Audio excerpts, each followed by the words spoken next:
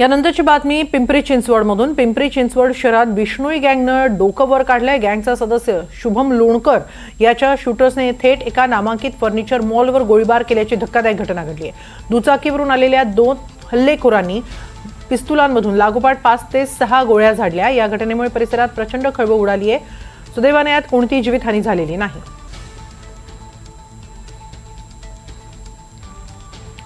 दरम्यान खरंच हा हल्ला बिश्नोई टोळीनं केलाय का? केला असेल तर अशोक नैन कधीपासून एमडी ड्रग्ज आणि हवालाचे उद्योग करतोय?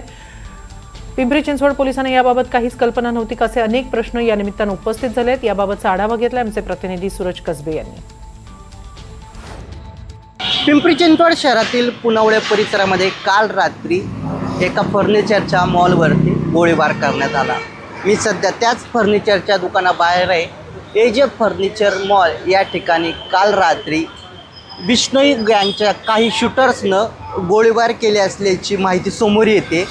तशी पोस्ट देखील सोशल मीडियावरती व्हायरल होते। शुभम लोणकर आणि आरजू बिश्नोई यांनी या एजे फर्निचर मॉलवरती गोळीबार केले असल्याचं म्हटलंय। त्याच्या पोस्टसुद्धा व्हायरल आहेत। एक ऑडिओ क्लिपसुद्धा समोर येईल, त्यामध्ये म्हटले की आम्ही एजे जो फर्निचर मॉल या फर्निचर मॉलवरती आमच्या शूटर्सनी गोळीबार केला आणि त्याची जबाबदारी आम्ही स्वीकारतो। आपण पाहू शकतो की या ठिकाणी एक गोळी लागलेली, तर आपण पाहिलं तर दुसरे अजून फर्निचरचे काही पार्ट्स आहेत, इथेही एक गोळी लागलेली। इथे एक कपाट आहे, त्या कपाटाची अवस्था आपण बघतो की कशा प्रकारे झाले। अशा प्रकारे इथे सुद्धा एक गोळी लागलेली आहे। ती गोळी कशा प्रकारे आतमध्ये गेली आपण पाहू शकतो। वरच्या बाजूला 3 गोळ्या लागलेल्या आहेत। काल ज्यावेळेस या ठिकाणी गोळीबार झाला त्यावेळेस या फर्निचरच्या मॉलमध्ये ग्राहकसुद्धा होते, कामगारसुद्धा होते, त्यामुळे मोठं भीतीचं वातावरण या ठिकाणी पसरल्याचं पाहायला मिळत होतं। पोलिसांनी दिलेल्या माहितीनुसार या एजे मॉलचे जे मालक आहेत अशोक नैन यांनी एक हवाला रॅकेट चालवलं आणि एमडी ड्रग्सचे ते तस्कर असल्याचं या आरजू बिश्नोईने म्हटले।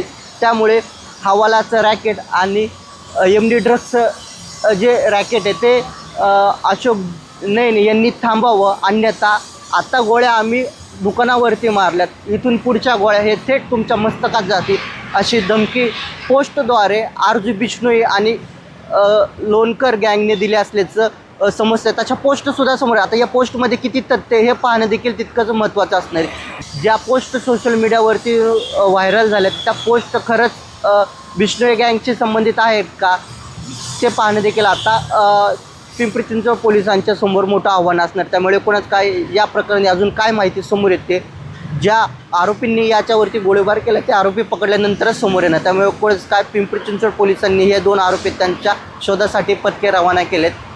सूरज कसबे, NDTV मराठी, पिंपरी चिंचवड।